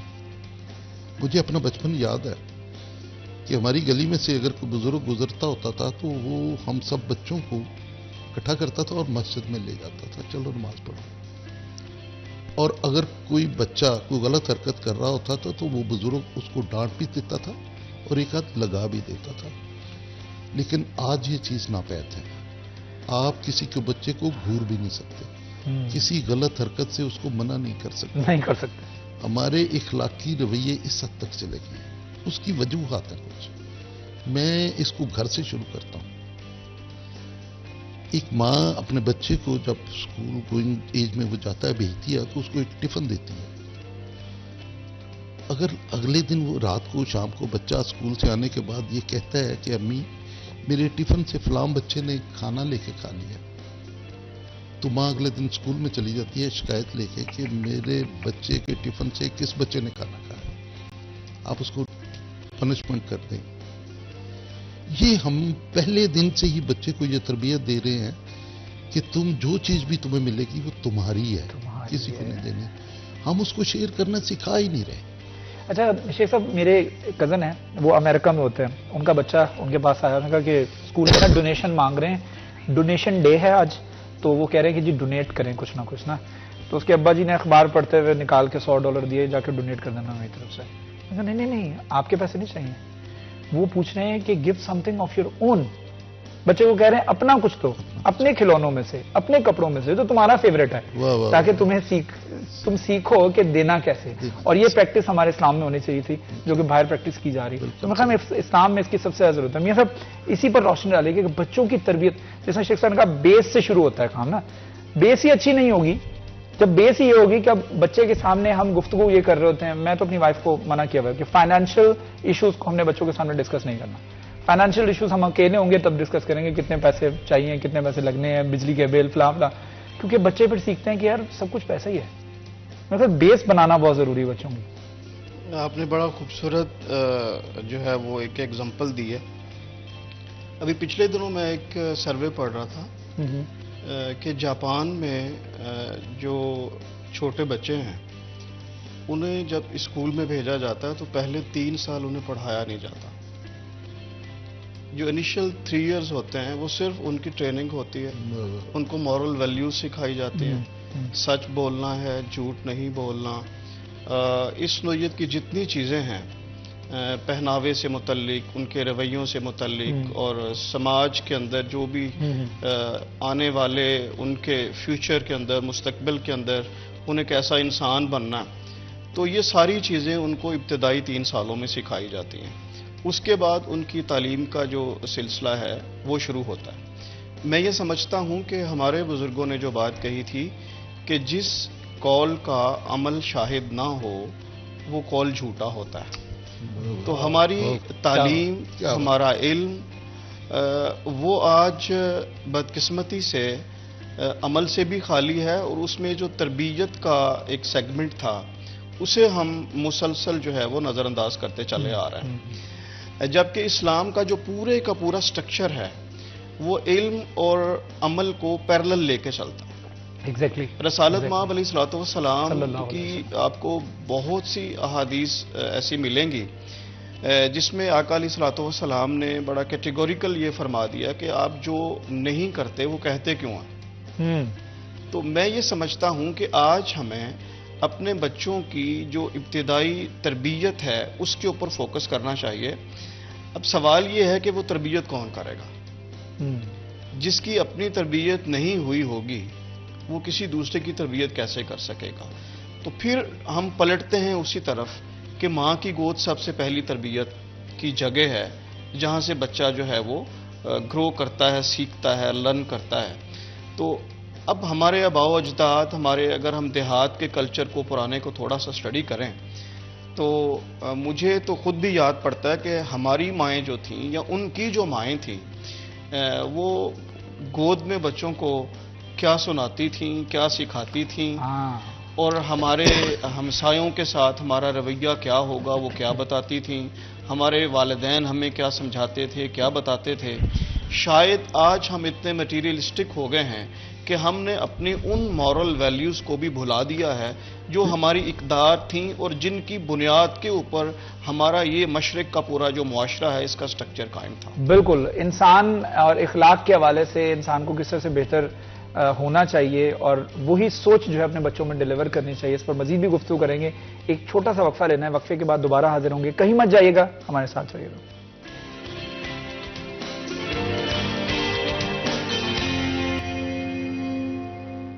ویلکم بیک جی. سٹی 10 میں ایک مرتبہ پھر آپ کو خوش آمدید کہتے ہیں. ہمارے ساتھ شیخ اعجاز احمد صاحب موجود ہیں، ان کے ساتھ سمیہ کاشف محمود صاحب موجود. گفتگو کر رہے ہیں ہم انسان کے حوالے سے، اخلاق کے حوالے سے، اخلاقیات کے حوالے سے جو کہ ہمارے معاشرے کے اندر ناپید ہوتی چلی جا رہی ہیں. اخلاقیات کو کس طریقے سے دوبارہ جو ہے اجاگر کیا جا سکتا ہے، بچوں کی تربیت کس طریقے سے کی جا سکتی ہے، کیونکہ بچے ان کی وہ بالکل جو پہلی درسگاہ ہوتی ہے وہ ماں ہوتی ہے، اور ماں ہی جب بچے کو غلط راستے کے اوپر ان انٹینشنلی، میں یہ نہیں کہہ رہا ہوں کہ انٹینشنلی دانستہ طور پر ماں جو ہے وہ غلط سکھاتی ہے، ایسا نہیں ہوتا، لیکن معاشرے کے کچھ پریشرز ہوتے ہیں جس کی وجہ سے ہم کچھ معاملات کو فلو میں لے کے چل رہے ہوتے ہیں اور فلو میں ہم بول جاتے ہیں. جیسے بریک پہ جانے سے پہلے آپ شیخ صاحب بول رہے تھے کہ ماں جو ہے بچوں کے ساتھ مقابلہ جب کروائے گی ایک بچے کا دوسرے بچے کے ساتھ، آٹومیٹکلی تم نے اس کا کیوں کھا لیا لنچ، تمہیں اپنا کھانا چاہیے، تو بچے کے اندر شیئرنگ نہیں آئے گی. تو میرے خیال میں ایک سب سے بیسک چیز جو بچے کو سکھانے والی ہے وہ شیئرنگ ہے، جو کہ آگے چل کر اس کی لائف لانگ ہیبٹ بن سکتی ہے. دیکھیں نا، میں بات کر رہا تھا کہ اگر ایک ماں، دو بچے ہیں اس کے، ایک بیٹا کہتا ہے کہ میں نے فرینچ فرائز کھانے ہیں، دوسرا کہتا ہے ماما میں نے پراٹھا کھانا ہے. ماما نے ایک کو پراٹھا دے دیا اور ایک کو فرینچ فرائز بنا دیا، دونوں کھا رہے ہیں. اگر ایک نے دوسرے کا، مثلا پراٹھے والے کا دل چاہا کہ میں فرینچ فرائز کا ایک پیس لے لوں، وہ لیتا ہے، تو وہ دوسرا جو ہے اس سے ناراض ہوتا ہے اور ماما سے شکایت کرتا ہے، ماما اس نے میرا فرینچ فرائز لے لیا. تو ماما بجائے اس کو یہ کہنے کے شیئر کرنا سیکھو، اس کو ڈانٹتی ہے کہ تم نے یہ کیوں لیا، تم نے اپنا پراٹھا کیوں نہیں. اچھا، یہاں پر ماؤں کا سٹانس پتہ کیا ہوتا ہے؟ میں کیونکہ میرے گھر پہ بھی میری بچوں کی ماں ہے، تو ان کا سٹانس یہ ہوتا ہے اس کو اپنا کھانا آنا چاہیے، یہ کیوں دوسروں کی پلیٹوں میں دیکھتا ہے. تو یہ رویہ بھی وہ اختیار کرتے ہیں مائیں. لیکن اس سے نقصان یہ ہوتا ہے کہ بچے کو شیئر کرنے کی عادت نہیں پڑتی. آپ یہ اس بات پہ غور کریں، ہمیں اپنے بچوں کو شیئر کرنا سکھانا ہے. کل کو تب جب وہ بڑے ہوں گے تو وہ پھر اسی ہیبٹ کو لے کے بڑے ہوں گے، وہ اپنی کوئی چیز دوسرے کے ساتھ شیئر نہیں کریں گے. لیکن اگر ہم نے ان کو بچپن میں ہی 3 سے 7 سال کی عمر تک شیئر کرنا سکھا دیا تو یقین مانیے وہ باقی عمر ساری شیئر کریں گے. یہ ممکن نہیں ہے کہ وہ کسی بھی سٹیج پر کچھ بھی کہیں یہ میرا ہے یا یہ تیرا ہے، وہ کہے گا یہ ہم سب کا ہے. اور ہمیں بچوں میں یہ عادت ڈیولپ کرنی ہے کہ چیز کسی انڈیویجول کی نہیں ہے، وہ چیز ہماری ہے، ہم سب کی ہے. مطلب ایک سائیکل ہے گھر میں، تو اب 2 بچے ہیں تو 2 کے لیے 2 سائیکل نہیں لانے چاہیے. ایک ہی سائیکل کے لیے ان دونوں کو یہ ڈیولپ کرنا چاہیے کہ یہ تم دونوں کی ہے، یہ تم دونوں شیئر کرو آپس میں. لیکن اگر آپ دونوں کو سیپریٹ دیں گے تو بڑے ہو کے بھی اسی عادت پر رہیں گے. بالکل، یہ بڑا ضروری ہے. اور شیئرنگ سکھانا بچوں کو، انسان بہتر اسی وقت بنتا ہے جب اس کی بیس اچھی ہو. تو میاں صاحب یہ بتائے گا کس طرح بھی شیخ صاحب نے بات کی کہ، اور بچے جو ہوتے ہیں نا وہ انہیرنٹلی کرپٹ نہیں ہوتے. بچوں کو جھوٹ بولنا بھی ہم خود ہی سکھاتے ہیں. ہم ان کو پہلی غلطی ہوگی تو اس کو ایسی ڈانٹ پلائی جاتی ہے یا ایسی مار پڑتی ہے اس کو کہ وہ نیکسٹ ٹائم کہتا ہے کہ نہ اب تو جو مرضی ہو جائے، میں خود پہ آنے ہی دوں گا بات، اب میں خود پہ نہیں آنے دوں گا. اب نیکسٹ ٹائم آپ اس کو پوچھتے ہیں کہ تم نے کیا، وہ کہتا نہیں میں نے نہیں کیا. آپ اس کو ویڈیو دکھاتے ہیں کہ تم نے کیا، میں نے دیکھا تم نے کیا، کہتا نہیں میں نہیں ہوں. یہ وہ مانے گا نہیں، اس کو پتا ہے جو میں نے پچھلی دفعہ ڈانٹ پڑی تھی نا مجھے، کأنہ یوم القیامت، اب تو نہیں میں نہیں مانتا، قیامت آ جائے میں نہیں مانوں گا کہ میں نے کیا. تو پھر ہم کہتے ہیں دیکھو بچہ جھوٹ بولنا سیکھ گیا، میرے سامنے جھوٹ بول رہا ہے، میں نے اس کو دیکھا تھا کرتے ہوئے. تو وہ آپ نے بیسکلی سکھایا ہوتا ہے. ایک ایسا بچہ جس نے غلطی کی، آپ اس کو پاس بلائیں، آپ کہیں میں نے دیکھا تھا آپ نے کیا تھا، آپ کو پیار سے سمجھائیں. تو ہم نے بیسکلی بچوں کو بگاڑنے میں یا ان کو جھوٹ بولنے میں سب سے زیادہ ہاتھ میرے خیال میں گھر والوں کا آتا ہے. ایگری کرتے ہیں اس چیز سے؟ میں اس سے ایگری بھی کرتا ہوں، بلکہ میں یوں کہوں گا کہ آج ہمیں اس انداز سے سوچنا چاہیے کہ اللہ پاک کی ذات جو ہے وہ ہمارے عیبوں کے اوپر پردہ ڈالتی ہے، پھر وہ درگزر فرماتی ہے.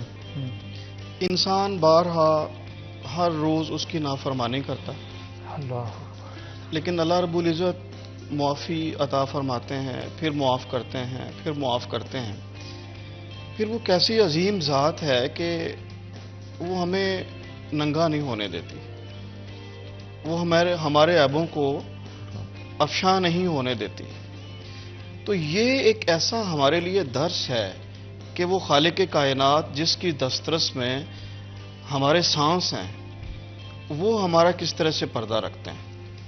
تو وہ بچے جو چھوٹی چھوٹی غلطیاں بنیادی طور کے اوپر اس ماحول اور اس انوائرمنٹ سے متاثر ہو کر ہی کرتے ہیں. ہمارے بزرگ یہ بھی فرماتے تھے کہ ماحول ایک بے رحم چڑیل ہوتا ہے، یہ نہ بھی چمٹے تو سایہ چھوڑ جاتا ہے. تو سب سے پہلے تو ہم ان کو ایک ایسا انوائرمنٹ پرووائڈ کریں کہ جس ماحول میں وہ ایک پروڈکٹیو، ایک پوزیٹیو انسان بن کے معاشرے کے اندر جائیں اور اپنا کردار ادا کریں. اس کے لیے سب سے بنیادی چیز والدین اور ہمارے گھر کا جو ہے وہ انوائرمنٹ اور ماحول ہی ہوتا ہے. اب ہم یہ دیکھتے ہیں ہمارے ہاں دو بڑی بنیادی چیزیں، ایک طرف یہ سیگمنٹ ہے، دوسری طرف اولاد کی بے جا خواہشات کو پورا کرنا بھی ہے. یہ بھی بگاڑ کا ایک باعث بنتی ہیں. ہم نیڈ اور وانٹ کے اندر فرق نہیں کرتے. میں اکثر یہ سوچتا ہوں، کئی لوگ سوچتے ہیں کہ میں نے جیسی زندگی گزاری، میں نے بڑی قسم و پرسی کی حالت میں زندگی گزاری، میرے پاس بیسک فیسلٹیز نہیں تھی، کھانے کو بڑا مشکل سے ملتا تھا، میرا بچہ ویسا نہیں ہونا چاہیے، میں اس کو ہر چیز دوں گا. وہ ہر چیز دینے کے چکر میں ہم بچے کو میرے خیال میں زیادہ بگاڑ دیتے ہیں. Is it right? میری دانست میں بٹ صاحب ایک بڑی بنیادی بات یہ ہے کہ بچے نے کہا مجھے قلم چاہیے، یہ اس کی نیڈ ہے. بچے نے کہا مجھے فلاں برانڈ کا چاہیے، یہ مجھے گولڈ کا چاہیے، یہ وانٹ ہے. تو اس کی نیڈ کو پورا کرنا یہ ہماری بیسک رسپانسبلٹی ہے.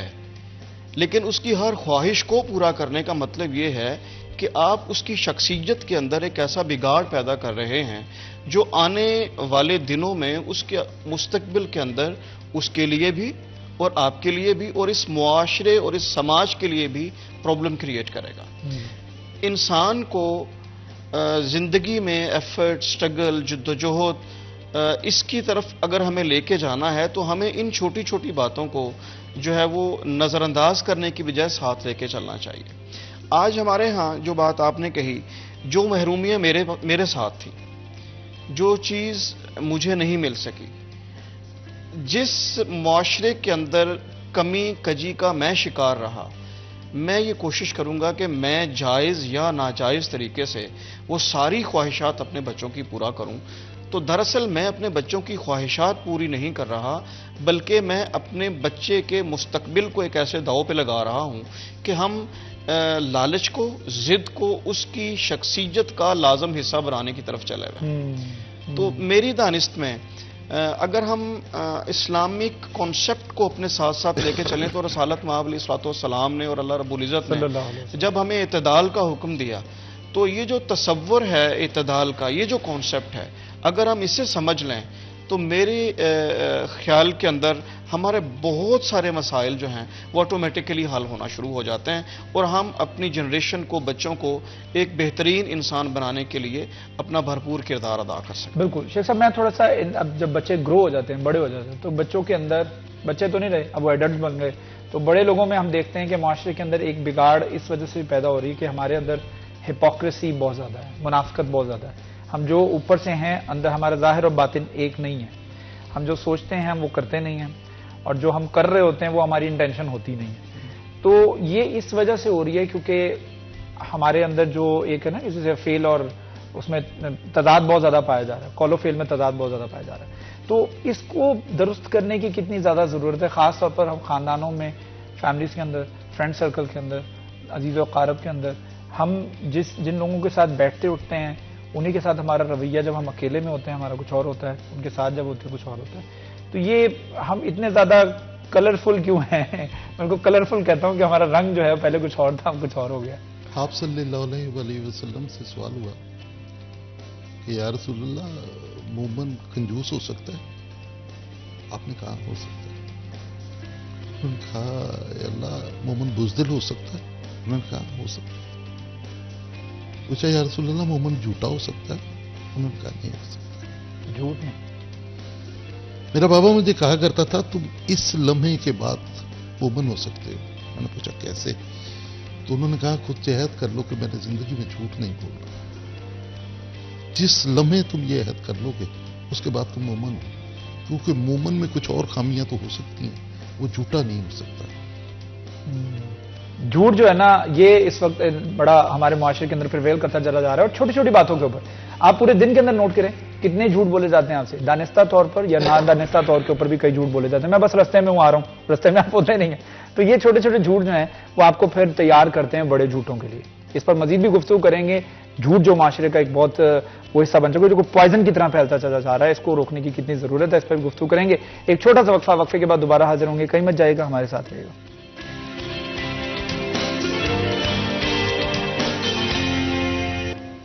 वेलकम बैक जी। सिटी 10 में एक मरतबा फिर आपको खुशामदीद कहते हैं। हमारे साथ शेख इजाज अहमद साहब मौजूद हैं। गुफ्तगू कर रहे थे। ब्रेक पे जाने से पहले हम इंसान के हवाले से, अखलाकियात के हवाले से, हमारी सोच और हमारे अमल में डिफरेंस क्यों है, ये क्या वजह है, क्यों झूठ जो है माशरे का एक बड़ा लाजम मलजूम हिस्सा बन चुका है। हमारे मामलात के अंदर, डेली अफेयर्स के अंदर हम क्यों झूठ बोलते हैं। बिजनेस के अंदर बात करें, कारोबार के हवाले से बात करें, जॉब के हवाले से बात करें, तो झूठ से क्यों जो है काम लिया जाता है।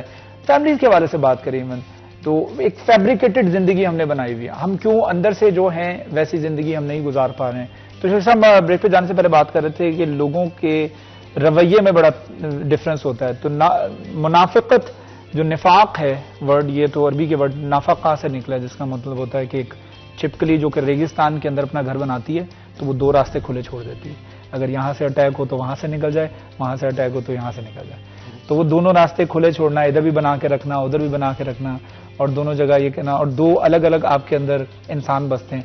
तो ये इतना डिफरेंस क्यों होता है हमारी पर्सनैलिटी के अंदर, और खास तौर पर आज के दौर के अंदर? मैंने वो पहले एक बात कही थी कि हमने ना पैसे को ही हरफे आकर समझ लिया। मुझे पता है शराब हराम है, आपको भी पता है, हमें पता है सूअर हराम है। बिल्कुल बिल्कुल। आप मुझे बताएंगे झूठ हलाल है? नहीं, कतई तौर पर नहीं। किसी का हक मारना हलाल है ना, किसी को धोखा देना हलाल है, और वो हो रहा होता है।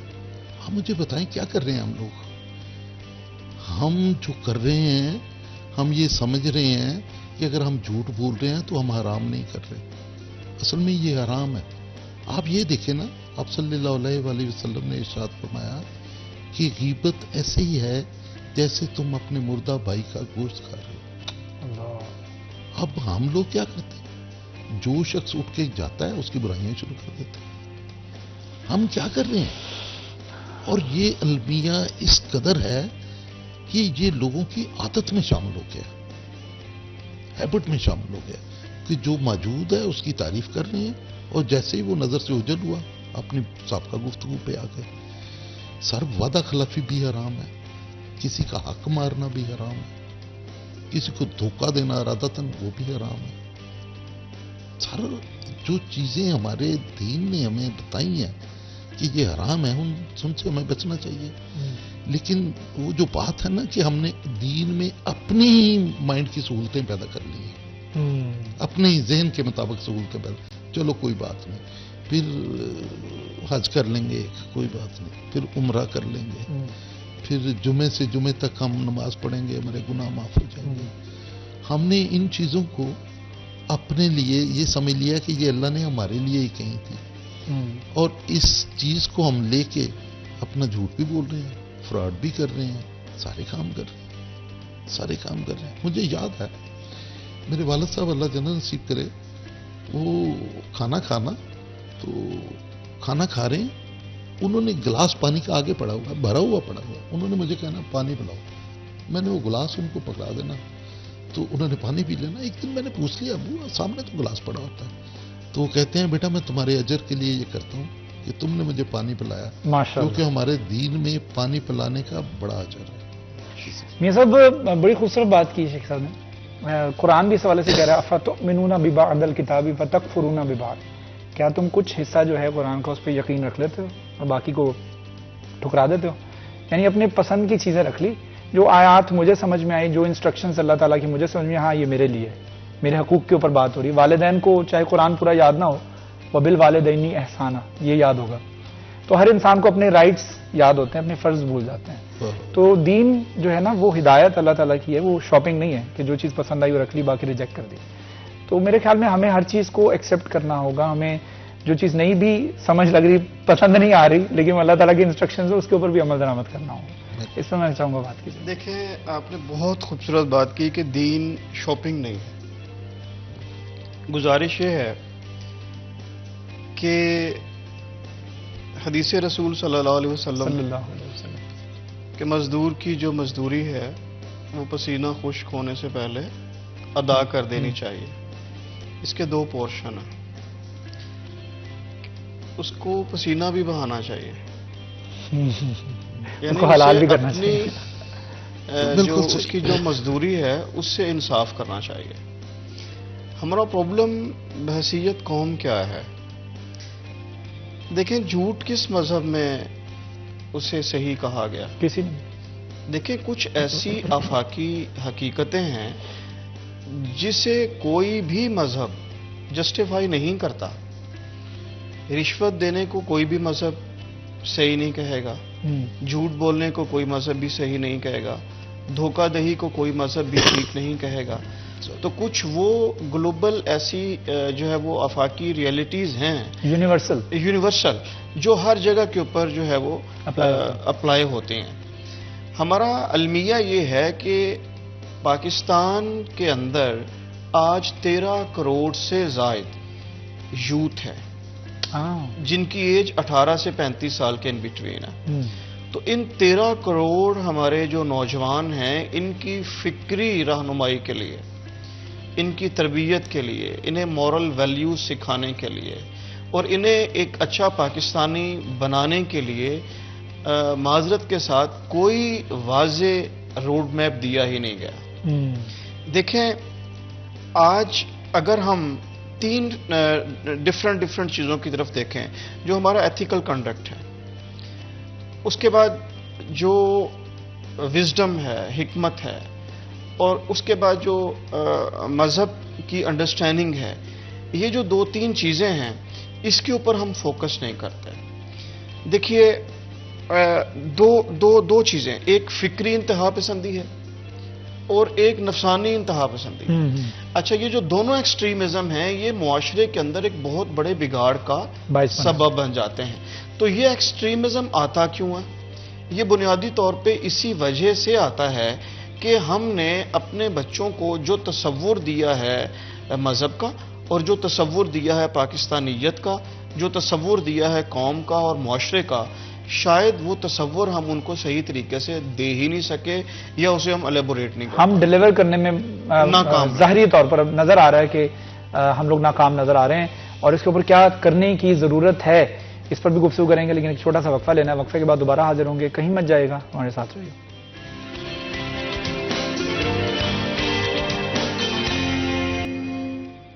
ویلکم بیک جی, CTR 10 میں ایک مرتبہ پھر خوش آمدید.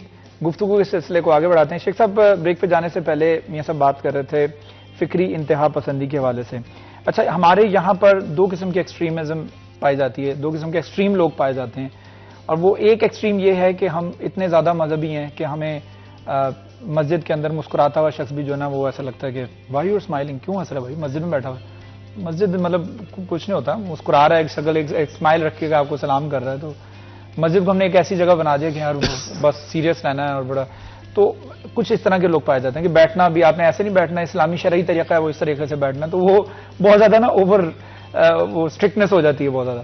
اور دوسری طرف ایکسٹریم یہ ہے کہ نہیں جی میں نے اپنی قبر میں جانا ہے تو میرے اعمال میرے ساتھ ہی ہیں, تو میں جو کر رہا ہوں مجھے کرنے دو. نو ڈاؤٹ کہ آپ جو کر رہے ہیں اس کی وجہ سے سوسائٹی کے اندر انفلوئنس کریٹ ہو رہا ہے, آپ مانے یا نہ مانے. تو آپ کے برا کرنے سے صرف آپ کے لیے مسائل نہیں پیدا ہو رہے, آپ کو کئی فالو کرنے والے بھی ہوں گے جو آپ کی عادات کو فالو کر رہے ہیں. تو آپ نے صرف اپنی قبر میں نہیں جانا, آپ بلکہ لوگوں کے لیے بھی مسائل پیدا کر رہے ہیں. تو ان دونوں کے درمیان ایک فائن لائن کون سی ہے, اور how do you draw a line between that? میں آپ کو نا پچھلے دنوں ایک واقعہ میں نے میاں صاحب سے بھی پچھلے دنوں شیئر کیا تھا. میری مسز اپنی پوتی کو چیک کروانے کے لیے نا ایک ڈاکٹر کے پاس گئی, وہاں خاصا راج تھا. وہاں ایک ینگ ایج لڑکی آئی, اس کے ساتھ 2 بچے تھے, وہ بھی ڈاکٹر کو چیک کروانے آئی. اس کا لباس مسز کی نظر میں ناپسندیدہ تھا.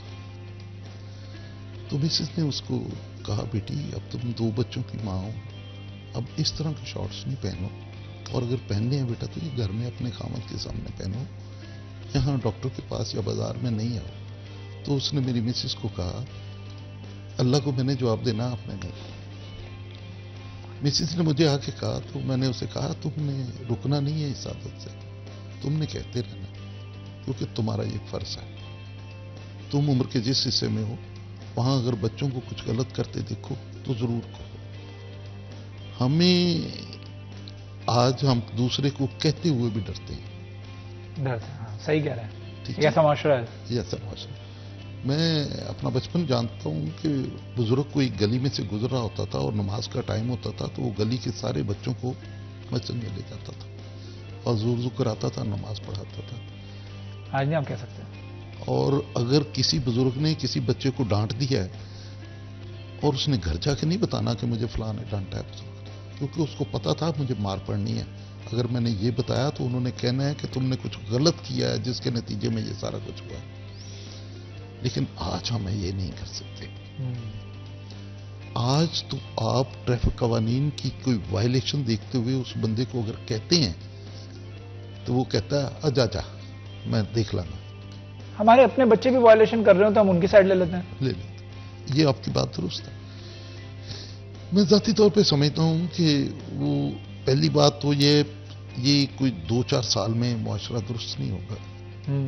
कौम में लाइफ लॉन्ग स्ट्रगल है और हमें बिलखसूस ख़वातीन के जो कॉलेजेस हैं वहाँ हमें बहुत सारी मेहनत की ज़रूरत है। बिल्कुल। इस पे मियां साहब मिनहाजुल कुरान भी इस पे बहुत ज़्यादा तवज्जो दे रहा है। मैं देख रहा हूँ कि जिसे कहते हैं करेक्टर बिल्डिंग, मेरे ख्याल इस वक्त सबसे ज़्यादा ज़रूरत पाकिस्तान के अंदर करेक्टर बिल्डिंग की है। सहमत है?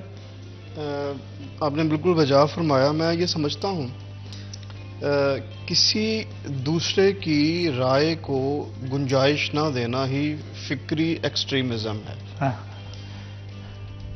Exactly, और ये जो फिक्री एक्सट्रीमिज्म है ये मुआशरे के अंदर बिगाड़ का बायस बनता है।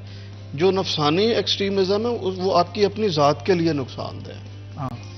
मैं ये समझता हूँ कि जब हम अपनी यूथ को बिलखसूस आज जिसकी हमें ज़रूरत है, जिसके हाथ में आने वाला मुस्तकबिल है, आने वाले इस मुल्क की भागदौड़ जिनको संभालनी है, उन्हें सबसे बुनियादी जिस बात के ऊपर हमें फोकस करना चाहिए वो कैरेक्टर बिल्डिंग है।